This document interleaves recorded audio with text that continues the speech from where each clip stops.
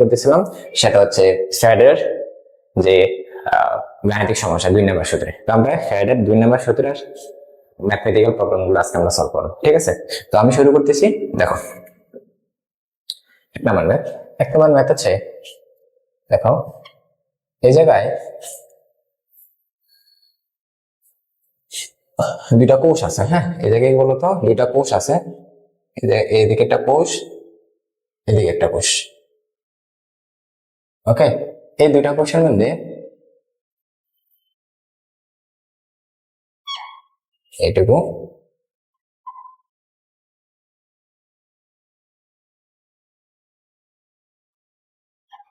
এটুকু। ওকে, এটা দেওয়ার পর আমরা হচ্ছে এখানে আমি দিলাম হচ্ছে 1.5 অ্যাম্পিয়ার। ওকে, আর এই জায়গার মধ্যে যে সিলভার, এই সিলভার জমা হয়েছে 2.5 গ্রাম। ওকে, সিলভার জমা হয়েছে। আর এই জায়গায় কি আছে? সিলভার ক্লোরাইড আছে। আচ্ছা, আর এই জায়গায় দিলাম আমি 1.5 অ্যাম্পিয়ার। এই জায়গায় আছে জিঙ্ক। ওকে, এখন এই জায়গায় জিঙ্কের মানটা তোমাকে চাওয়া হয়েছে। ওকে, আর দ্রবণের মধ্যে আছে জিঙ্ক সালফেট। ওকে, তো প্রশ্নটা হচ্ছে এরকম যে প্রথম দ্রবণে 2.5 গ্রাম সিলভার ক্লোরাইড জমা হলে দ্বিতীয় দ্রবণে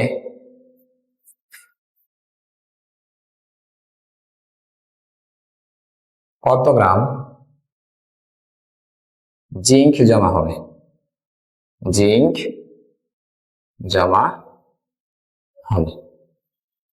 ওকে, তাহলে দেখো আমরা যে ফ্যারাডের যে 2 নম্বর সূত্র, ফ্যারাডের 2 নম্বর সূত্রের মধ্যে একটা ইস্যু ছিল। সূত্রটা এরকম ছিল যে N1 E1 N2 E2। ওই জায়গায় কন্ডিশন কি ছিল বলতো? ওই জায়গায় কন্ডিশন ছিল হচ্ছে I এবং T যখন সমান থাকে, তাই না? I সমান থাকবে এবং T সমান থাকবে। I বলতে এখানে কি? তড়িৎ প্রবাহ, T বলতে সময়। এই দুইটা জিনিস যখন দুইটা ভিন্ন ভিন্ন কোষের ভিতরে সমান থাকে, তখন আমরা এই ফ্যারাডের 2 নম্বর সূত্র অ্যাপ্লাই করতে পারি, তাই না? তাহলে দেখো তো, এই যে 1.5 অ্যাম্পিয়ার, এই যে কত 1.5 অ্যাম্পিয়ার, তাই না? এবং আমরা ধরে নিচ্ছি একটা নির্দিষ্ট সময়ের জন্য এরা চালিত আছে বা চালনা করা হয়েছে। তাহলে এই জায়গায় টাইমও সেম এবং কি বলতো বিদ্যুৎ প্রবাহ সেম। তাহলে আমরা এই সূত্রটা এখানে অ্যাপ্লাই করতে পারি না? অবশ্যই পারি। তাহলে আমরা লিখলাম যে N1 E1 equal N2 E2। ওকে, N1 বলতে এখানে কি? এই যে প্রথম দ্রবণে কি বলতো, যে এখানে সিলভার, তো সিলভারের গ্রাম দেওয়া আছে, তাই না? তাহলে এন থেকে এই যে এন আছে, গ্রাম থেকে এন কি হয়ে যায়? W/M দিয়ে, তাই না? তাহলে M ইকুয়াল কি জানি? W/M। তাহলে W1/M1 এদিকে E1, আর N2 এর জন্য কি? W2/M2 এদিকে E2। ওকে, আচ্ছা, এখন এই যে W1 বলতে কত গ্রাম বলতো? কত গ্রাম দেওয়া আছে? 2.5 গ্রাম। তাহলে নিচে লিখো 2.5 গ্রাম। আর M মানে কি বলতো? সিলভার। বলো, এই জায়গা থেকে আমরা সিলভারের M এর মান তুমি বের করতে পারবা বলতো? সিলভারের M এর মান কত? বলো, সিলভারের M এর মান কত হবে? 108, তাই না? তো সিলভারের M এর মান হচ্ছে 108। আর E মানে কি বলতো? E হচ্ছে এই যে সিলভারের তুল্য সংখ্যা। সিলভারের তুল্য সংখ্যা কত? 1। ওকে, এখন তুমি কি বের করতে পারছো? তো কতটুকু জিঙ্ক জমাবে, অর্থাৎ W2 এর মান বের করবা। তাহলে W2 রয়ে গেল M2 বলতে কি? এই যে জিঙ্ক, তাহলে জিঙ্কের আণবিক ভর কত? 65.5। তো নিচে লিখো 65.5 ইন্টু E2, যার মূল সংখ্যা তার অতি। তুমি কার মূল সংখ্যা বসাইছো? জিঙ্কের। তাহলে জিঙ্কেরই বসবে। জিঙ্কের তুল্য সংখ্যা কত? 2। তাহলে জিঙ্কের 2। এখান থেকে তুমি জাস্ট W এর মানটা বের করে নিয়ে আসতে পারবে না? বলো তো, এখান থেকে তুমি W এর মানটা নিয়ে আসতে পারবে কিনা? কত গ্রাম হয়? এত গ্রাম। বুঝতে পারছো না? বলো তো, এই ম্যাথটা আমরা এই সূত্রটা কেন অ্যাপ্লাই করলাম বলতো? এই সূত্রটা কেন অ্যাপ্লাই করলাম? অ্যাপ্লাই করার কারণ হচ্ছে, দেখো এই জায়গায় আমাদের কি সেম?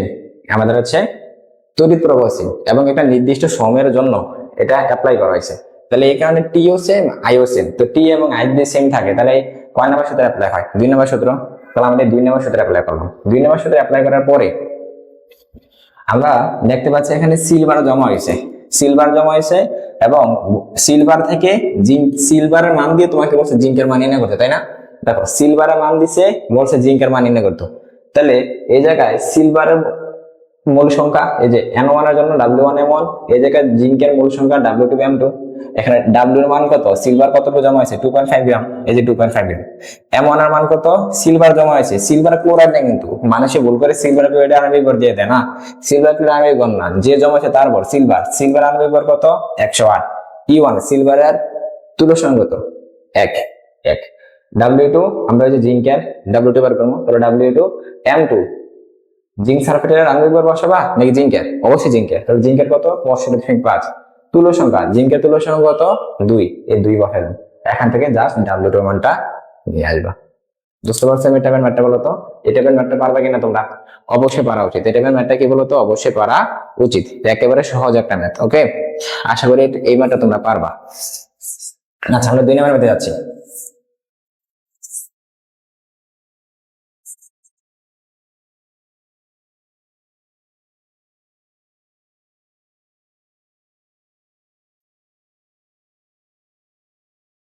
দুই নম্বর ম্যাথ হচ্ছে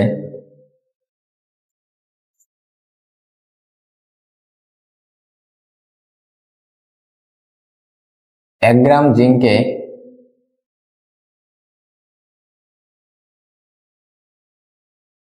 1 গ্রাম জিঙ্কে ক্যাথোডে জমা করতে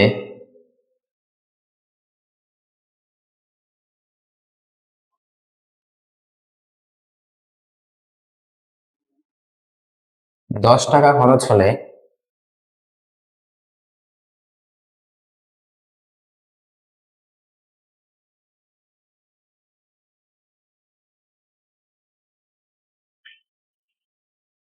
$15 গ্রাম অ্যালুমিনিয়ামকে জমা করতে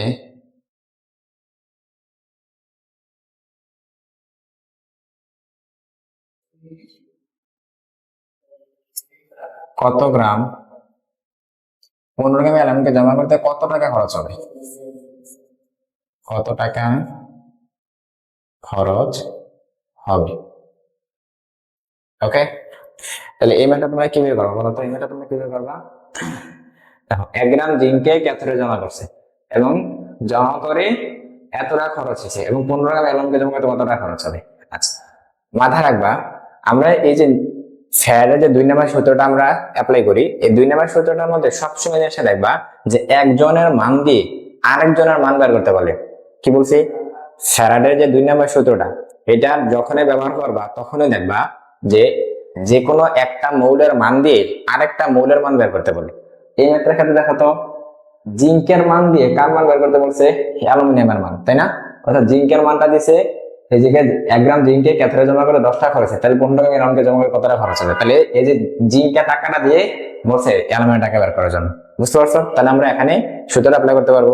ওকে, তাহলে দেখো আমরা অ্যাপ্লাই করি যে N1 E1 N2 E2। আচ্ছা, এখন এই জায়গা থেকে জিঙ্কের এবং অ্যালুমিনিয়াম, তাহলে জিঙ্কের জন্য কি বলতো কত গ্রাম দিয়েছে? 1 গ্রাম। আচ্ছা, এই ম্যাথটা সবসময় মাথা রাখবা এই টাইপের ম্যাথ গুলোতে, যার টাকা দেওয়া থাকবে তার ভর বের করবা। কি বলছি বলতো? যার টাকা দেওয়া থাকবে তার ভর বের করবা। তাহলে এখন বলতো কার টাকা দেওয়া আছে? জিঙ্কের টাকা দেওয়া আছে, জিঙ্কের টাকা, জিঙ্কে 10 টাকা খরচ আছে। তাহলে এই টাইপের ম্যাথে যার টাকা দেওয়া থাকবে তার ভর বের করবা। তাহলে এখানে দেখো তো জিঙ্কের টাকা দেওয়া আছে, তাহলে জিঙ্কের ভরটা বের করবো। তাহলে ভর যদি বের করতে চাই, এম মানে কি W/M, তাহলে 1 আছে W1/M1, এদিকে E1, এদিকে N2, তাহলে কি ভর বের করবো W2/M2, এদিকে E2। এখন টাকা দেওয়া আছে কার? জিঙ্কের, তাহলে জিঙ্কের কি বের করবো আমরা? ভর বের করবো। তাহলে এই W এর মানটা আমরা বের করবো। তাহলে W1টা বের করলাম, W1 রেখে দিলাম। আর এই যে M1 মানে জিঙ্কের, জিঙ্কের আণবিক ভর কত? 65.5। আর এই জিঙ্কের ইয়ে কত? তুল্য সংখ্যা কত? 2।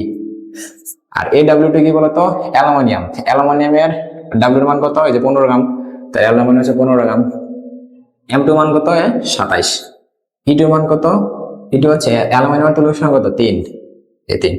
এখন এই জায়গা থেকে তোমরা ডব্লিউর মান বের করতে পারবা না? এখান থেকে বলো তো ডব্লিউর মান বের করতে পারবা না? যে ডব্লিউটা কার? 1, W1 এখান থেকে একটা মান বের করতে পারবো কিনা বলো তো? এই যে এই জায়গা থেকে দেখো W1 এর মানটা বের করা হয়েছে, তাই না? তো W1 বলতে কার মান বের করেছে বলতো? জিঙ্কের। এই যে 1 বলতে এখানে কাকে বলতেছি? জিঙ্কের। তাহলে 1 টাইম হচ্ছে এখানে জিঙ্ক বসাই দিলাম, তাই না? জিঙ্ক বসাই দিলাম, অর্থাৎ জিঙ্কের এত গ্রাম বের হয়েছে। তার মানে এই কথাটা দ্বারা কি বুঝেছে তুমি জানো? এই কথাটা দ্বারা বোঝানো হয়েছে এই যে 15 গ্রাম অ্যালুমিনিয়াম, যে কথা এই জায়গায় এই যে এত গ্রাম, এখান থেকে তোমরা ক্যালকুলেশন করবা এত গ্রাম জিঙ্ক, একই কথা। কি বলছে বলতো? এই জায়গাতে কি বোঝাইছে? এই 15 গ্রাম অ্যালুমিনিয়াম, যে কথা এই জায়গায় এত গ্রাম, এই যে এত গ্রাম জিঙ্ক, কি কথা বলতো? একই কথা। 15 গ্রাম অ্যালুমিনিয়াম যে কথা, এত গ্রাম জিঙ্ক একই কথা। ঠিক আছে? এই মানে আমরা যে বের করলাম এটাই বুঝাইছে এখান থেকে। তাহলে এই জায়গা থেকে আমরা এটা বলতে পারি কিনা যে 1 গ্রাম জিঙ্কে জমা করতে কত টাকা খরচ হয়? 10 টাকা।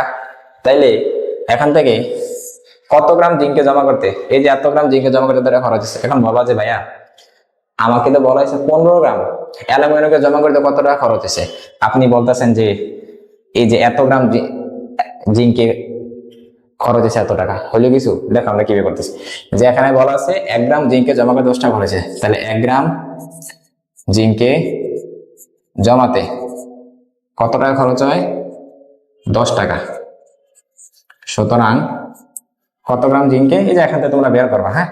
সুতরাং এত গ্রাম জিঙ্কে জমাতে 10 ইন্টু এত গ্রাম, এত টাকা। ওকে, এখন বলবা যে ভাইয়া আপনি 15 গ্রাম অ্যালুমিনিয়ামকে জমা করতে কইছে টাকা বের করতেন, আপনি আমাকে বের করে দিলেন হচ্ছে জিঙ্কেরটা, এটা কিছু হইলো?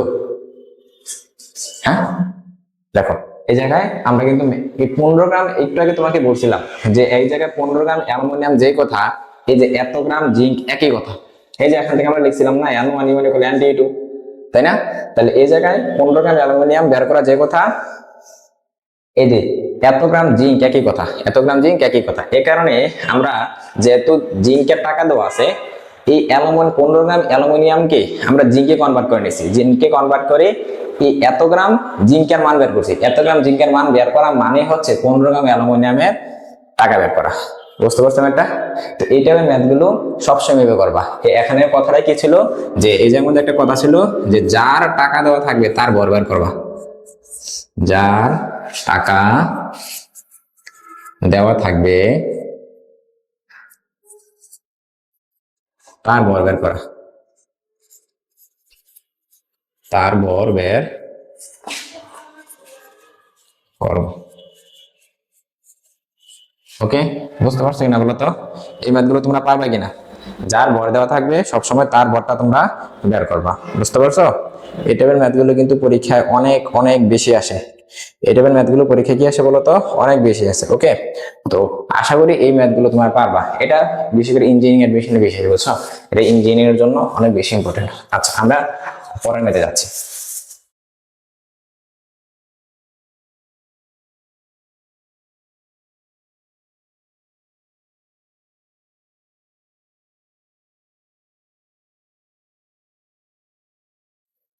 3 নম্বর ম্যাথটা হচ্ছে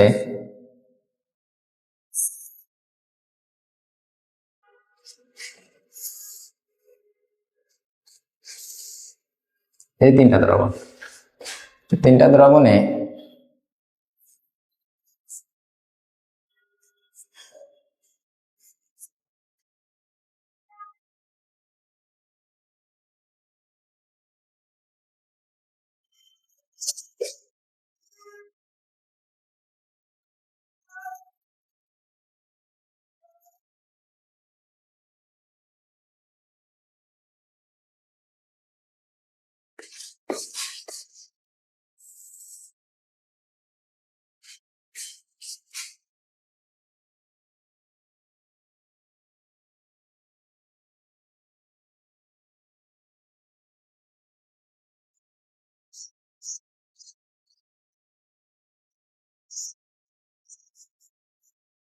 জিঙ্ক, এই জায়গায় সিলভার ক্লোরাইডের দ্রবণ আছে, এই জায়গায় কপার সালফেটের দ্রবণ আছে, এই জায়গায় জিঙ্ক সালফেটের দ্রবণ আছে।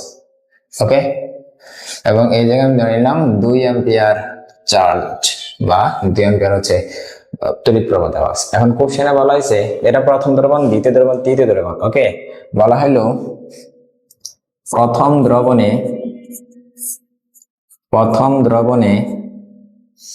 0.5 গ্রাম সিলভার জমা হলে দ্বিতীয় ও তৃতীয় দ্রবণে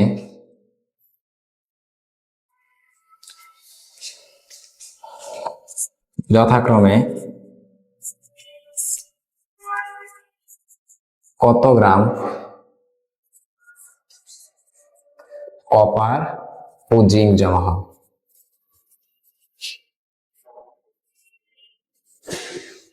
ওকে, তো দেখো এই টাইপের ম্যাথটা কিভাবে করবা, তুমি এখানে চিন্তা করো তো ভাইয়া এখানে কটা দ্রবণ, 1টা 2টা 3টা দ্রবণ, এই 3টা দ্রবণের মধ্যে তুমি কত অ্যাম্পিয়ার চার্জ দিছো, তড়িৎ প্রবাহ দিছো 2 অ্যাম্পিয়ার তড়িৎ প্রবাহ দিছো। আচ্ছা, তাহলে 2 অ্যাম্পিয়ার তড়িৎ প্রবাহ 3টার মধ্যে দেওয়া, তাই না? এখন বলবা যে ভাইয়া না, এই প্রথম দ্রবণ এবং তৃতীয় দ্রবণের মধ্যে আসলে 2 অ্যাম্পিয়ার দেওয়া দেখা যাচ্ছে। আসলে এরকম দেখো তো, এই দ্রবণের সাথে এই দ্রবণের সাথে এই দ্রবণটা কি আটকে আছে, সিরিজে আছে। সিরিজে কি হয়, তড়িৎ প্রবাহ কি থাকে, সমান থাকে না? তাহলে সিরিজে তড়িৎ প্রবাহ সমান থেকে দেয়। দেখো তো, এই যে এই দ্রবণের সাথে এই দ্রবণে এই যে এটার মধ্যে কানেক্টেড, এই দ্রবণের সাথে এই দ্রবণ এই যে এটার মধ্যে কানেক্টেড, আবার এই দ্রবণের সাথে এই দ্রবণ এইটার সাথে কানেক্টেড, তাই না? 3টা দ্রবণে কিন্তু পরস্পর সিরিজে যুক্ত আছে। তো সিরিজে কি হয়, আমাদের সমান থাকে, তাই না? এটা যদি সমান থাকে, মানে কি বলে, তড়িৎ প্রবাহ সমান থাকে, তাহলে এই দ্রবণের তড়িৎ প্রবাহ সমান এবং এর নির্দিষ্ট সময়ের জন্য তড়িৎ প্রবাহটা লাগানো আছে। ওকে, এখন তার মানে আমরা এখানে কোন সূত্র ব্যবহার করতে পারবো, ফ্যারাডের 2 নম্বর সূত্র ব্যবহার করতে পারবো। তবে তোমাকে একটা কথা বলছিলাম যে ফ্যারাডের 2 নম্বর সূত্রে নরমালি কি হয়, একটা মৌলের মান দিয়ে আরেকটা মৌলের মান বের করতে বলে, তাই না? তাহলে দেখো তো তোমাকে এটা বলছে কিনা। সিলভারের মান দিয়া বলছে কিসের মান বলতো, এই যে কপারের মান এবং জিঙ্কের মান বের করতে। এই যে সিলভারের মান দিয়ে বলছে কপারের মান এবং জিঙ্কের মান বের করতে, তাই না? তাহলে আমরা কোন সূত্র ইউজ করবো, আমরা ইসের সূত্র ইউজ করবো। ওকে, তাহলে এখন দেখো আমরা এখান থেকে বের করি কি বলতো, এই জায়গায় n, আমরা নর্মালি সূত্রটা কি লিখতাম, n1 e1 equal n2 e2, তাই না? তাহলে 1টা কারা ধরি, 1 নম্বর দ্রবণকে 2টা কারা ধরি, এটা ধরবো। তো আমরা ডাইরেক্টলি এই সূত্রটা এভাবে লিখতে পারি না, এভাবে লিখলে হবে না এমন না, আমি ছবি লিখতে পারি কিনা যে n e এই দ্রবণটা কার, আমরা 1 দিতে পারি, এদিকে 2 দিতে পারি, বাট আমরা ডাইরেক্টলি বোঝানোর জন্য এই দ্রবণটা হচ্ছে সিলভারের, তো এই সিলভার। এই দ্রবণটা কার, এই দ্রবণটা হচ্ছে কপারের। ওকে, তাহলে n কি, n বের করার জন্য কি দেওয়া আছে, গ্রাম দেওয়া আছে, তার w/m, তার w/m, আর এদিকে e, তাই না? এটা কার, সিলভারের।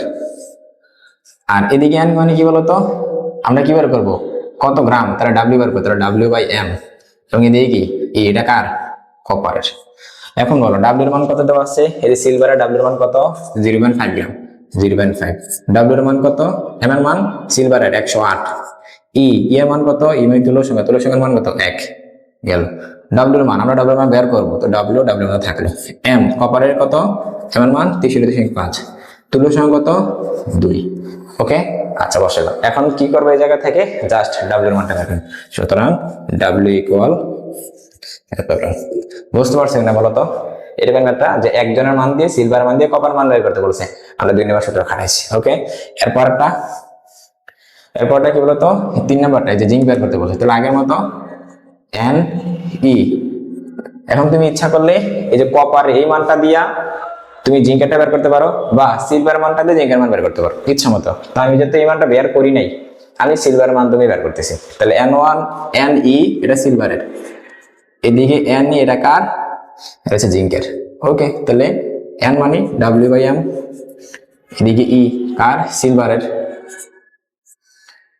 এদিকে n মানে w/m, e কার, জিঙ্কের। তাহলে w বলতে কার, সিলভারের w এর মান কত বলতো, 0.5, তাহলে 0.5। m এর মান কত, m এর মান 108, সিলভারের না 108, e এর মান কত, 1। এই জায়গায় w এর মান বের করবো, m এর মান কত, জিঙ্কের 65.5, ই জিঙ্কের এর মান কত, সলিউশন কত 2, এই জায়গা থেকে জাস্ট ডাব্লিউ এর মানটা বের করে নিয়ে আসবে। বুঝতে পারছো কিনা বলো তো? এই টাইপের ম্যাথগুলো পারবা কিনা বলো? এই টাইপের ম্যাথগুলো পারার কথা। আমরা কেন 2 নম্বর সূত্রে অ্যাপ্লাই করলাম বলো তো? কারণ একজনের মান দিয়ে, সিলভারের মান দিয়ে কপার এবং জিঙ্কের মান বের করতে বলছে। এবং 2 নম্বর সূত্রে এখানে আরেকটা নিয়ম আমরা বলতে পারি যে এখানে দেখো এই যে সবগুলো সিরিজে আছে, তাহলে সবগুলো দ্রবণের ভিতরে তড়িৎ প্রবাহ এবং সময় সেম, তড়িৎ প্রবাহ সময় সেম হলে আমরা এই সূত্রগুলো অ্যাপ্লাই করতে পারি, তাই না? তো এখান থেকে জাস্ট হচ্ছে আমরা একজনের মান দিয়ে আরেকজনের মানটা বের করে নিয়ে আসছি, এই যে দুইটা দেখাচ্ছি। ওকে, এখন তোমরা মাঝে এটা বলতে পারো যে ভাই আপনি কপারের মান দিয়ে জিঙ্কের মান বের করতে পারবেন না। হ্যাঁ, এই যে তুমি কপারের মানটা বের করছো, এই কপারের মানটা আমরা এই কপারের মানটা ব্যবহার করে জিঙ্কের মানটা বের করতে পারতাম। তখন এখানে কপারের মানটা বসাইতাম, এই ডব্লিউর মানটা এই যে খালি জায়গাটা এখানে বসতো, এই যে জায়গায় বসতো। বুঝতে পারছো? তো এই টাইপের ম্যাথগুলো পরীক্ষা কিন্তু আসে, বুঝতে পারছো? এই টাইপের ম্যাথগুলো পরীক্ষা আসে, ইঞ্জিনিয়ারিং অ্যাডমিশন এই টাইপের ম্যাথগুলো আসে। তো তোমাদের কিন্তু এই টাইপের ম্যাথগুলো পারা উচিত, বুঝতে পারছো? এই টাইপের ম্যাথগুলো কিন্তু তোমাদের পারা উচিত। আশা করি এই টাইপের ম্যাথগুলো তোমরা পারবা। তো আমরা পরবর্তী ম্যাথে যাচ্ছি।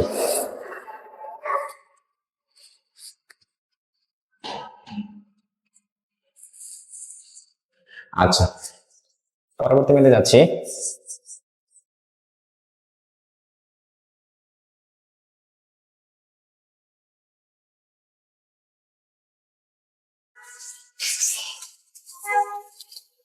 চার নম্বরে আছে নির্দিষ্ট পরিমাণ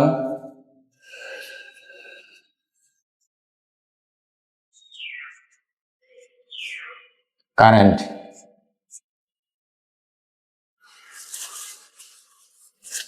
নির্দিষ্ট পরিমাণ তড়িৎ 2 আওয়ার ধরে চালনা করে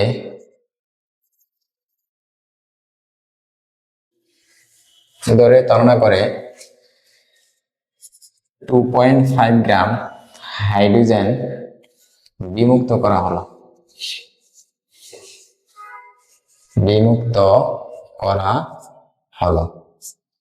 যদি একই সময়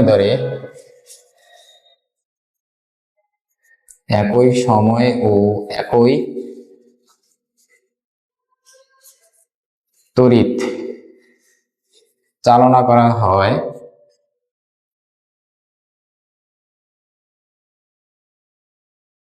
তাহলে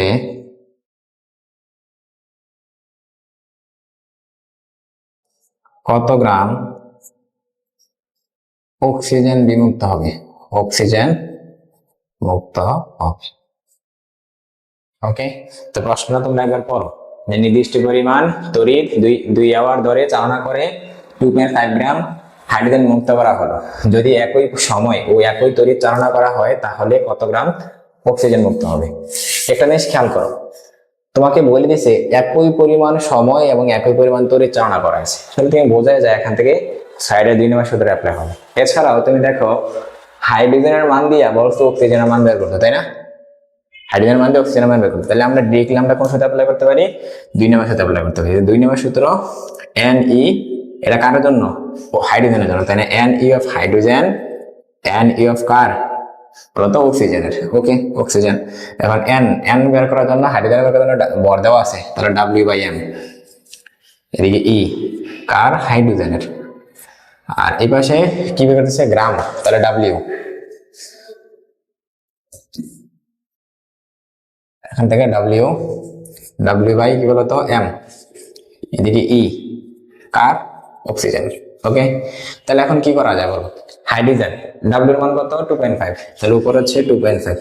M এর মান কত? হাইড্রোজেনের ভর কত বলো তো? হাইড্রোজেনের ভর হচ্ছে 2, তাই না? আণবিক ভর 2। এদিকে কত? E এর মান কত? হাইড্রোজেনের E এর মান কত? 2 ইকুয়াল W এর মান তুমি বের করবা, M এর মান, অক্সিজেন M এর মান কত? 32, E এর মান কত? 4। জাস্ট এখান থেকে তুমি W এর মানটা বের করে নিয়ে আসতে পারবা কিনা আমাকে বলো? এখান থেকে তুমি W এর মানটা বের করে নিয়ে আসতে পারবা কিনা আমাকে একটু বলো। এটুকু কিন্তু তোমাদের পারার কথা, ঠিক আছে? এটুকু না পারলে কিন্তু সমস্যা। একবারে সহজ ম্যাথ, আগে আমরা যে টাইপের ম্যাথগুলো করছি ওই টাইপের। ওকে, জাস্ট হচ্ছে এখান থেকে আমরা একজনের মান দিয়ে হাইড্রোজেনের মান দিয়ে অক্সিজেনের মান বের করতে বলছি, তো আমরা সূত্র অ্যাপ্লাই করে এই জায়গা থেকে ডাব্লিউর মানটা নিয়ে আসছি। বুঝতে পারছো কিনা বলো তো? ফ্যারাডের 2 নিয়মের সূত্রটা কিন্তু সহজ, বুঝতে পারছো? ফ্যারাডের 2 নিয়মের সূত্রটা সহজ, এতটা কঠিন না।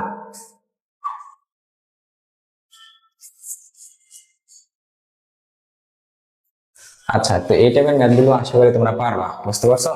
তো আশা করি তোমরা ম্যাথটা পুরো তো নোট করে নিয়েছো। তো আমরা পরবর্তী ম্যাথে যাচ্ছি।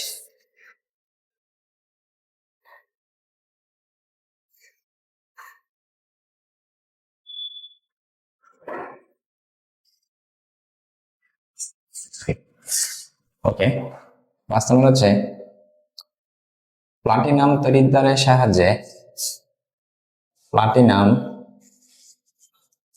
তড়িৎদ্বার প্লাটিনাম তড়িৎদ্বারের সাহায্যে প্লাটিনাম তড়িৎদ্বারের সাহায্যে অম্লীয় পানির তড়িৎ বিশ্লেষণে অম্লীয়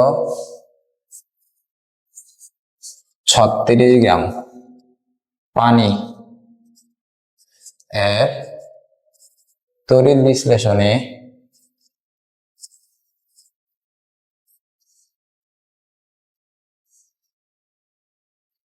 এসটিপিতে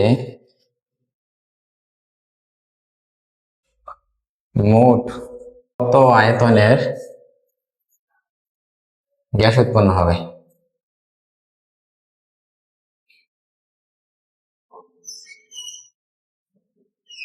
গ্যাস উৎপন্ন হবে। ওকে, তো দেখো কি বলো, প্লাটিনাম তড়িৎদ্বার নিয়ে তুমি অম্লীয় পানি তড়িৎ বিশ্লেষণ করছো, তড়িৎ বিশ্লেষণ করার পরে এসটিপিতে মোট কত আয়তনে গ্যাস উৎপন্ন হবে। আচ্ছা, তোমরা জানো যে পানিকে যদি আমরা তড়িৎ বিশ্লেষণ করি, অম্লীয় পানিকে যদি আমরা তড়িৎ বিশ্লেষণ করি, তাহলে তড়িৎ বিশ্লেষণ শেষে গ্যাস উৎপন্ন হয়। কয়টা গ্যাস উৎপন্ন হয়? 2টা গ্যাস, একটা হচ্ছে অক্সিজেন আর একটা হচ্ছে কি হাইড্রোজেন।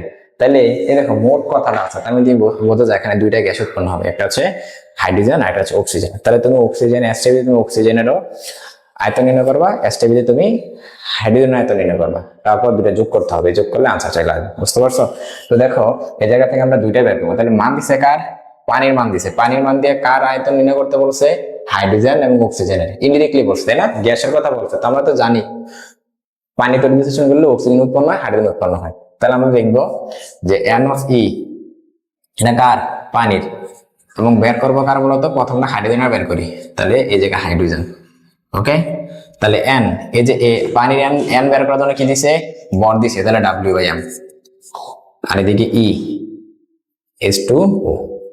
আর এই জায়গায় হাইড্রোজেন বের করব কোথায়? এসটিপিতে। এসটিপিতে আয়তন বের করবো। এসটিপিতে আয়তন মানে কি? এন বের করার জন্য বি বাই 22.4, তাই না? ইন্টু ই, আর এদিকে হাইড্রোজেন। এখন বলো ডাব্লিউ এর মান, পানি ডাব্লিউ এর মান দিছে কত? 36। এম এর মান কত? 18। ই এর মান কত? পানির ই, পানি তুলার সঙ্গে কত? 2। এ বি বের করবো, নিচে কি? 22.4। ই এর মান কত? হাইড্রোজেন ই এর মান কত? 2। এই জায়গা থেকে তোমরা বি এর মানটা বের করে নিয়ে আসতে পারবা না? অবশ্যই পারবা, ক্যালকুলেটর অবশ্যই পারবা। তাহলে বি এর এককটা কোন এককে হবে বলো তো? লিটার, তাই না? বি এর একক কোন এককে হয়? লিটার, এই লিটার একক। বুঝতে পারছো? তাহলে এখান থেকে আমরা হাইড্রোজেন গ্যাসের আয়তন পেয়ে গেছি। এখন আমাদের কি বের করা লাগবে? আমাদের হচ্ছে এখন কি বের করা লাগবে? অক্সিজেন বের করা লাগবে। তো আগের মতো যে এন ই অফ পানি, এই জায়গায় এন ই অফ অক্সিজেন, এতক্ষণ বের করছি কার? হাইড্রোজেন, এখন অক্সিজেন। তাহলে পানির এন বের করার জন্য ইয়ে দেওয়া আছে, গ্রাম দেওয়া আছে, তাহলে ডাব্লিউ বাই এম। এই জায়গায় ই, এটা কার? পানির, তাই না? আর এটা কি বের করতে হবে? অক্সিজেনের আয়তন। আয়তনের জন্য এসটিপিতে বলছে, এসটিপিতে বললে এন ইকুয়াল কি বল জানি আমরা? B by 22.4। আর ই অক্সিজেন। এখন বলতো এই যে পানির ডাব্লিউ এর মান কত হয়েছে? 36 গ্রাম। তাহলে উপরে 36, পানির এম এর মান, এম মানে আণবিক বার, আণবিক বার কত? 18। ই এর মান কত? পানির ই এর মান তুলসী কত? 2। আর এদিকে বি, আর নিচে 22.4 ইন্টু অক্সিজেনের ই এর মান কত? অক্সিজেনের ই এর মান 4, এই 4। সুতরাং বি ইকুয়াল আনসার তোমরা এখান থেকে নিয়ে আসবে। একক কি আসবে? লিটার একক আসবে। এখন তোমরা আমাকে বলো তুমি কি পাইছো বলো তো। এই জায়গায় তুমি হাইড্রোজেনের আয়তন পাইছো, এই জায়গায় অক্সিজেনের আয়তন পাইছো। তাহলে তড়িৎ বিশ্লেষণ শেষে দুইটা গ্যাস উৎপন্ন হয়েছে। তাহলে দুইটা গ্যাস উৎপন্ন হয়েছে, তোমাকে প্রশ্নে বলছে মোট কত আয়তনে গ্যাস উৎপন্ন হবে। তাহলে দুইটা আয়তন যোগ করলে তো মোট গ্যাসের আয়তন তুমি পেয়ে যাবে, তাই না? তাহলে এখন কি করতে হবে? সুতরাং মোট গ্যাস উৎপন্ন হবে, গ্যাস মোট গ্যাস কি হবে? এই যে এটা যদি হয় 1, মনে করে এটা হচ্ছে V1, এটা যদি হয় V2, এই দুইটা যোগ করবা, তাহলে এটা 1 এটা 2, আলটিমেটলি যেটা আনসার আসবে সেটা হচ্ছে কোন এককে বলতো? লিটার এককে। ঠিক আছে, তো এইটুকু ম্যাথ কিন্তু তোমাদের পারার কথা। এই ম্যাথটা কিন্তু একটু অন্যরকম ছিল, কারণ দুইটা ইসে বোঝা লাগে। ওকে, তো এই টাইপের ম্যাথ আমি আশা করি তোমরা এই টাইপের ম্যাথ গুলো পারবা। এতটা কঠিন ম্যাথ না, হ্যাঁ, একবারে সহজ ম্যাথ। এটাও কিন্তু তোমাদের পারা উচিত। তো এই টাইপের ম্যাথ গুলো তোমরা একটু বেশি বেশি করবা, বুঝছো? এগুলো ইঞ্জিনিয়ারিং এ একটু বেশি আসে। তো আমি এই টাইপের ম্যাথটা আমি করাই দিলাম, তোমরা এগুলো একটু বেশি বেশি করবা। ওকে, তো আমরা হচ্ছে পরবর্তী ম্যাথে যাচ্ছি।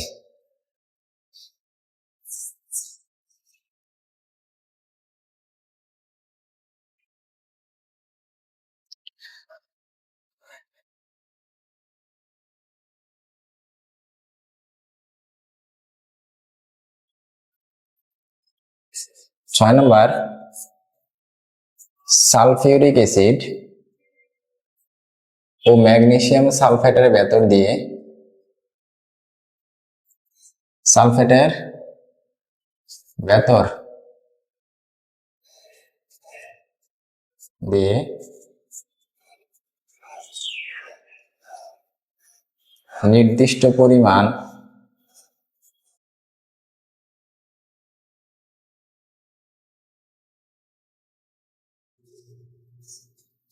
নির্দিষ্ট পরিমাণ তড়িৎ নির্দিষ্ট সময়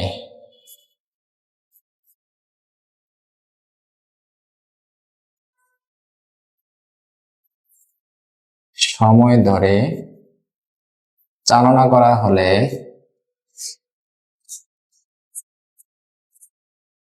হাইড্রোজেন গ্যাস ও ম্যাগনেসিয়ামের ভরের অনুপাত কত? ভরের অনুপাত কত? ওকে, তাহলে তোমাকে কি বললো বলতো? সালফিউরিক অ্যাসিড এবং ম্যাগনেসিয়াম সালফেটের ভেতর দিয়ে নির্দিষ্ট পরিমাণ তড়িৎ নির্দিষ্ট সময় ধরে, তাই না? তুমি বুঝতে পারছো এখানে নির্দিষ্ট পরিমাণ তড়িৎ এবং নির্দিষ্ট সময় ধরে, অর্থাৎ এখানে এই দুইটা দ্রবণে আই এবং টি সমান, তাই না? কারণ তো বলেছে নির্দিষ্ট পরিমাণ তড়িৎ এবং নির্দিষ্ট সময় ধরে, তার মানে আই এবং টি সমান দুইটা দ্রবণের ক্ষেত্রে। তাহলে আমরা কোন সূত্র অ্যাপ্লাই করবো? 2 নম্বর সূত্র। 2 নম্বর সূত্র কি? NE কার জন্য? হাইড্রোজেনের জন্য ম্যাগনেসিয়াম ভর অনুপাত বের করতে। তাহলে হাইড্রোজেন ও ম্যাগনেসিয়াম, তাহলে এদিকে হাইড্রোজেন আর N অফ E কি বলতো? ম্যাগনেসিয়াম। এখন হাইড্রোজেন বের করার জন্য কিছু কি দেওয়া আছে বলতো? হাইড্রোজেনে কিছু দেওয়া আছে? দেওয়া নাই। তবে বলছে বরের অনুপাত বের করতে, তাই না? তাহলে বর নিয়ে আসতে হবে। তাহলে এম থেকে বরে কি দিয়ে যায়? W/m দিয়ে যায়। তাহলে W/m, এদিকে E, এটা কার? হাইড্রোজেনের। আর এই পাশে কি বলতো? ম্যাগনেসিয়ামের জন্য বর অনুপাত আছে না? তাহলে W/m, এদিকে E এবং ম্যাগনেসিয়াম চাওয়া হয়েছে। ওকে, তাহলে এখন বলো হাইড্রোজেনের ডাব্লিউর মান কিভাবে বের করি? হাইড্রোজেনের ডাব্লিউর মান আমাদের অনুপাত চাওয়া হয়েছে, তাই না? তাহলে ডাব্লিউর মান আমরা থাকবে, আর ডাব্লিউ এটা কার বলতো? হাইড্রোজেন। আর এম এর মান কত? 2। আর ই এর মান কত বলতো? 2। ওকে, এখন ডাব্লিউ এটা কার? ম্যাগনেসিয়ামের। এম এর মান কত? 24, এদিকে 2, তাই না? কারণ ম্যাগনেসিয়ামের তুল্য সংখ্যা কত জানো? এটা ধাতু সক্রিয় হচ্ছে তাদের তুল্য সংখ্যা, তাহলে 2। আচ্ছা, এখন এই জায়গায় কাটা যায়, 2 দিয়ে কাটা যায়, এদিকে 2 দিয়ে করে বলতো 12 যায়, তাই না? তাহলে আলটিমেটলি এই জায়গায় ডাব্লিউ অফ হাইড্রোজেন, ওকে, এই জায়গায় ডাব্লিউ অফ ম্যাগনেসিয়াম ইকুয়াল কত থাকে বলতো? আলটিমেটলি 1/12। ওকে, তো তোমাদের এটাই তো চাইছে যে হাইড্রোজেন এবং ম্যাগনেসিয়ামের ভর অনুপাত। তো আমরা হাইড্রোজেন ম্যাগনেসিয়ামের ভর অনুপাত বের করছি এটা, তো আনসার এটাই তোমাদের আনসার। বুঝতে পারছো কিনা বলো তো? তো এই টাইপের ম্যাথগুলো তোমাদের পরীক্ষা কিন্তু অনেক অনেক বেশি আসতে দেখা গেছে। ওকে, তো অ্যাডমিশনে অনেক অনেক বেশি আসে।